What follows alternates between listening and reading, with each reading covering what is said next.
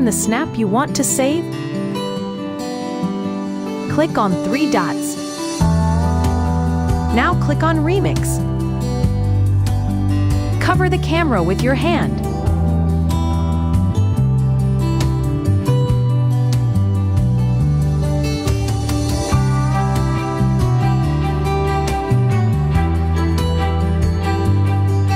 Go back and take the screenshot.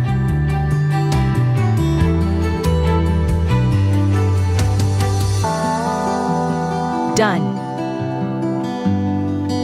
Now let me show you the screenshot.